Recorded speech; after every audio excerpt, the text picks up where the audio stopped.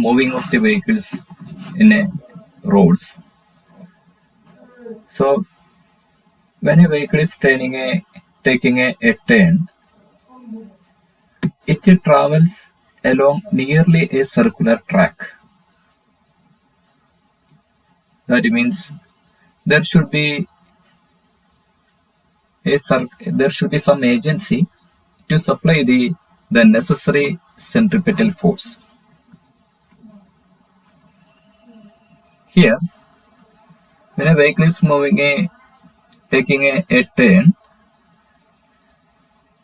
the necessary centripetal force is provided by the friction between the road and the tire.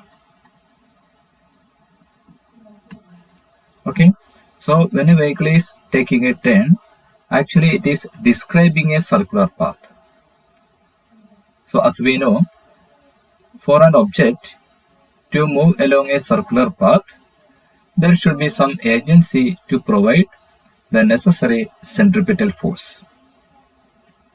Here, when we take a horizontal curve, the necessary centripetal force is provided by the frictional force between the road and the tire. That will provide the necessary centripetal force. Okay, and here the weight of the vehicle on a horizontal curve is acting vertically downward, and there is a normal reaction which is acting perpendicular to the surface. It is N. Okay, so here the normal reaction is given by mg, and the centripetal force is given by mv square by r is given by the frictional force between the road and the tire, that is mu mg.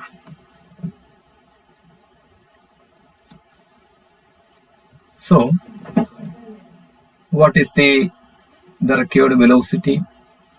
So when a vehicle taking a horizontal curve, that is v is equal to square root of mu rg. That means when a vehicle taking a horizontal turn, the velocity with which the vehicle has to be traveled is given by square root of mu rg. That means the velocity depends on the coefficient of the frictional force and the radius of the curve. Okay, so what is the problem with this equation? That means here the frictional force or the coefficient of friction between the road and the tire is very small, and we have to drive a vehicle in a horizontal curve with a very low velocity. For the safe driving, we have to move the velocity with a very slow velocity. So this will create some practical inconvenience, especially in the highways. Okay, so for that, in order that a vehicle may take a safe turn without depending on the frictional force, we are doing a method, that is the outer portion of the curved path is raised slightly above the inner part. That is, the outer portion of the curved path is raised slightly above the inner part. This process is called the banking. This process is called the banking. Let us see how it happens. So we have a curved road.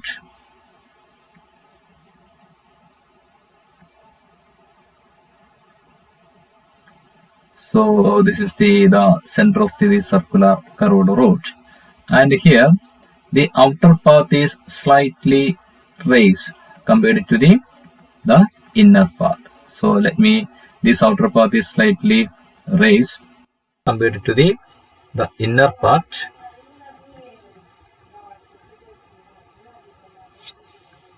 So you can see that here the vehicle is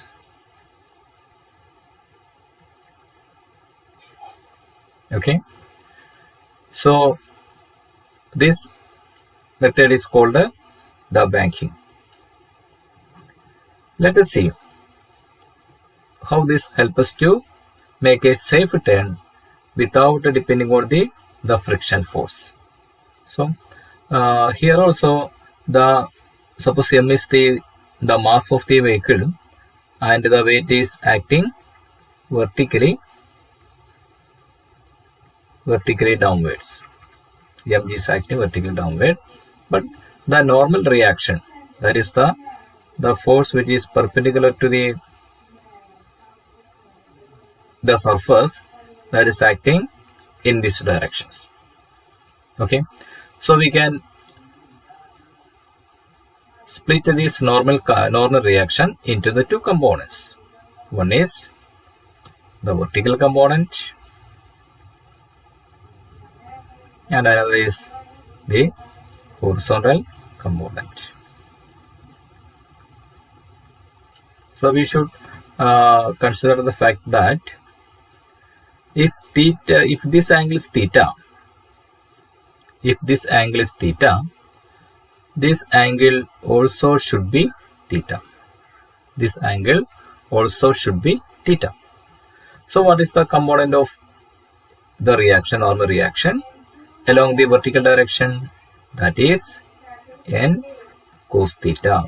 That is n cos theta. And the horizontal component, which is directed towards the center of the circular path, is n sin theta. N sin theta. Now, this horizontal component of this normal reaction is providing a component towards the centripetal force. Component towards the centripetal force. So let us write. From the figure you can see n cos theta is equal to, it is balanced by the weight of the body, weight of the vehicle, and the n sin theta. It contributes to the centripetal force, that is mv square by r. So let me take this as equation number 1 and this is equation number 2. So equation number 1 by 2, you have tan theta equals v square by rg. V square by rg. From that, v is equal to square root of rg tan theta. Square root of rg tan theta. That is, here v is the optimum speed. Okay, curved track are generally banked for an optimum speed of the vehicle. That is for the safe turn. Okay, for that optimal speed, that is the velocity with which a vehicle has to be traveled in a curved track, is what is the optimal speed. So here the optimal speed depends on the radius of the circular path and the theta. Here what is theta? Theta is this angle. The angle is called the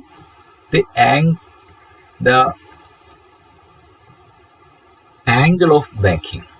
Theta is called the angle of banking.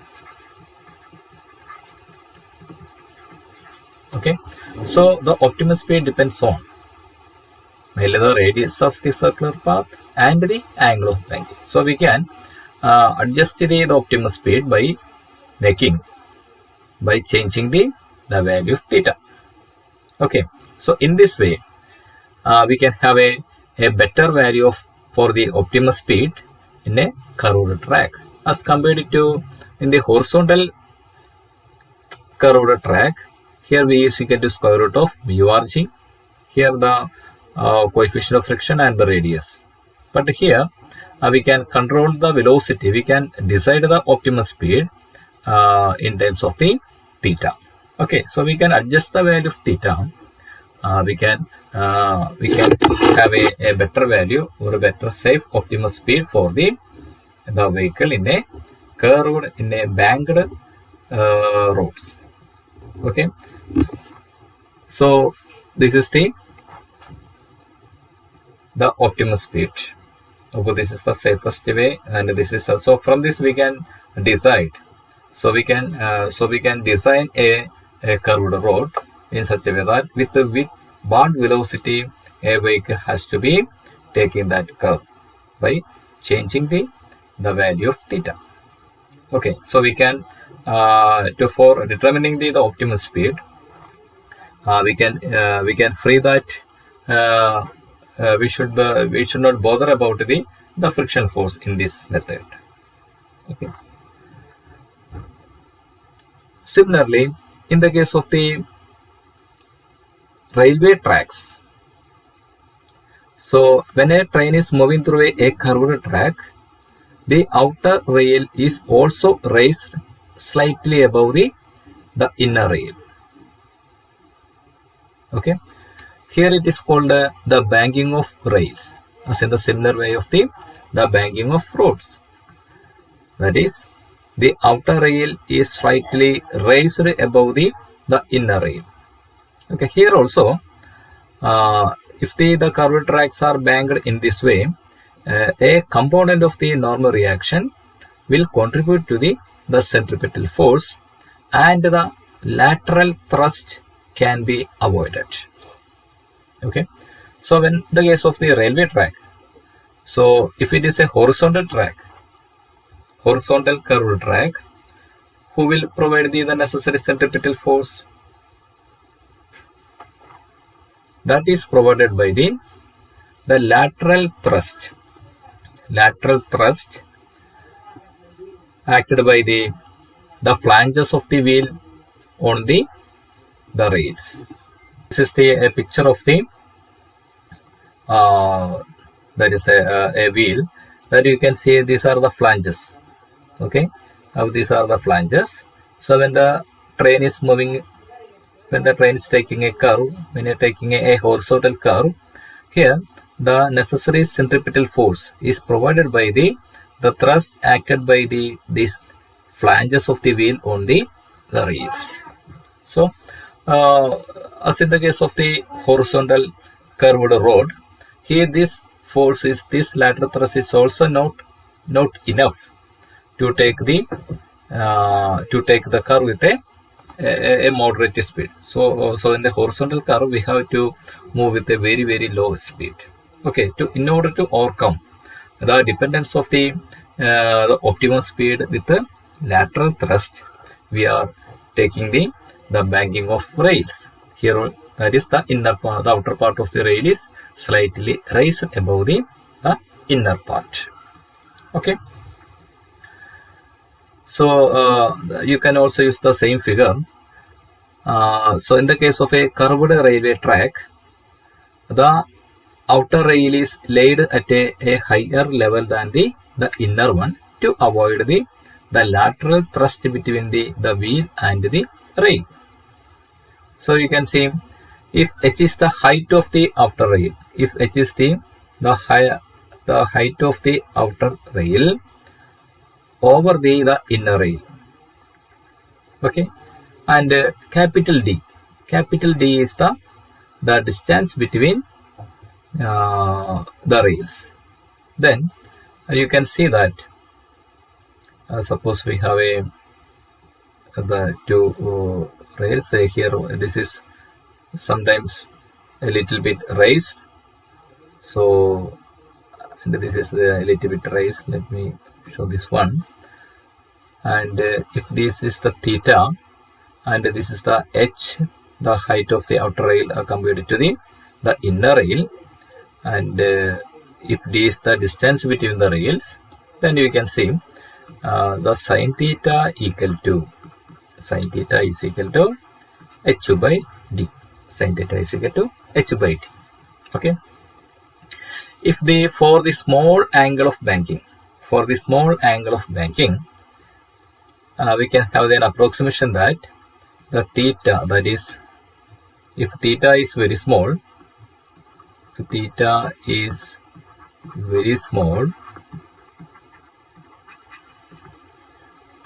theta is approximately equal to theta.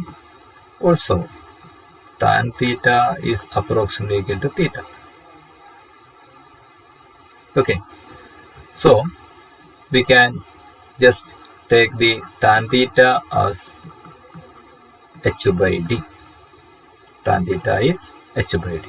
Okay, so we have the another expression for the tan theta, that is tan theta is equal to v square by rg. So let me equate this one, that is v square by rg is equal to h by d,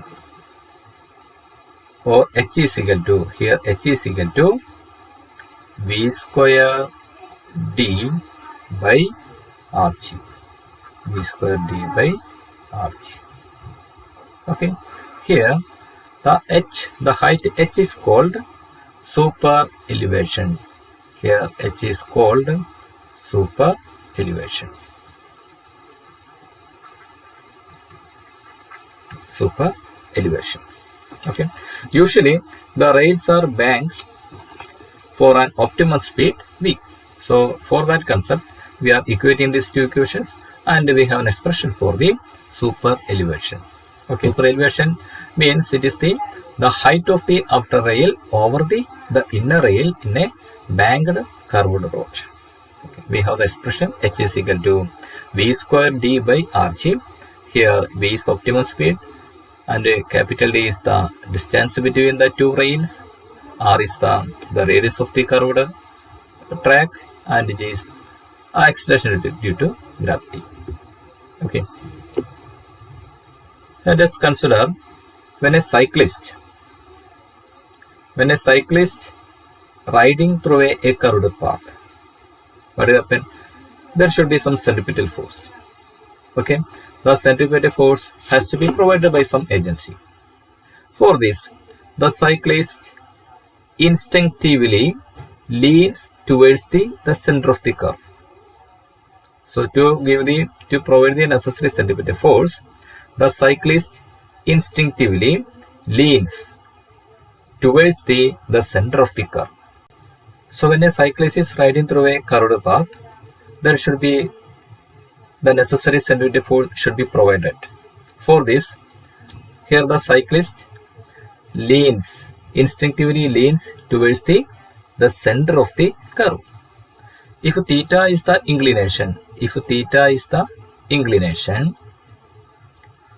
of the plane of the cycle with the vertical, then the tan theta is equal to v square by rg. Okay.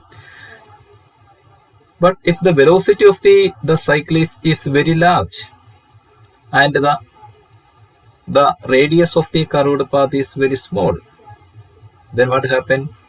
You look into the situation. Here the velocity, the cyclist, so he has to travel with a very high speed. If the velocity of the cyclist is very large and he is attaining a curve with a sharp curve, that means the radius is very small, then the leaning angle should be large. The theta becomes large. Automatically theta should be large. So what happens? Hence there is a risk of falling. So the risk of falling is great. So to avoid the risk of falling, what he has to do? The cyclist must ride slowly at a sharp curves. So that is why during a cycle race, when there is a situation where he has to taking a sharp curve, the cyclist should decrease their velocity. Otherwise, what will happen? He has to give the necessary centripetal force. The theta should be very large. He has to lean the cycle very large. So what is the dangerous? The danger in this practice is that there is a risk of falling. There is a risk of falling. So to avoid that risk of falling, the cyclist should decrease the velocity. Here r is fixed, okay, and theta. So in order to decrease the value of theta, he has to decrease the velocity. That is why the cyclists are advised to reduce their velocity when they taking a sharp curve. Problems in this chapter. Before that, you should go through the solved problems that is already done in the textbook. First, you should learn the theory and go through the solved problems. Then we can do the unsolved problems in this section. Okay, thank you.